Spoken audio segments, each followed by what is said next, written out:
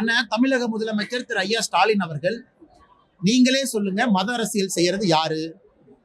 நாங்க கிடையாது. கிறிஸ்துமஸுக்கும் வாழ்த்து, ஈதுக்கும் வாழ்த்து, தீபாவளிக்கும் வாழ்த்து. கிறிஸ்துமஸுக்கு சர்ச்சில் பாரத பிரதமர் நரேந்திர மோடி ஐயா இருக்காங்க. ஈதுக்கு வாழ்த்து சொல்றாங்க, தீபாவளியை கொண்டாடுறாங்க. அவர் மத அரசியல் செய்யறாரா?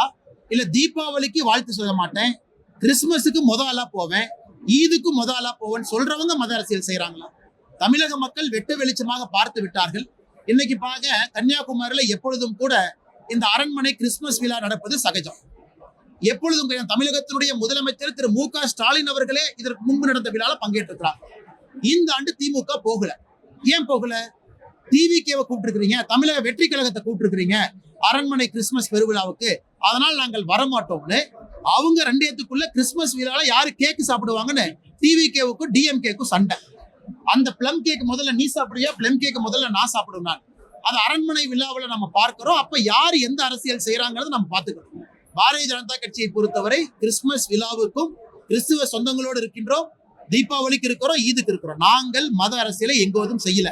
கிறிஸ்துமஸ் விழாவை யாராவது இந்த மாதிரி பண்றாங்கன்னா கூட அதையும் நாங்கள் கண்டிக்கிறோம்.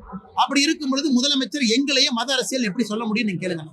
அண்ணன் தமிழக முதலமைச்சர் திரு ஐயா ஸ்டாலின் அவர்கள், நீங்களே சொல்லுங்க, மத அரசியல் செய்யறது யாரு? நாங்க கிடையாது. கிறிஸ்துமஸுக்கும் வாழ்த்து, ஈதுக்கும் வாழ்த்து, தீபாவளிக்கும் வாழ்த்து. கிறிஸ்துமஸுக்கு சர்ச்சில் பாரத பிரதமர் நரேந்திர மோடி ஐயா இருக்காங்க. ஈதுக்கு வாழ்த்து சொல்றாங்க, தீபாவளியை கொண்டாடுறாங்க. அவர் மத அரசியல் செய்யறாரா?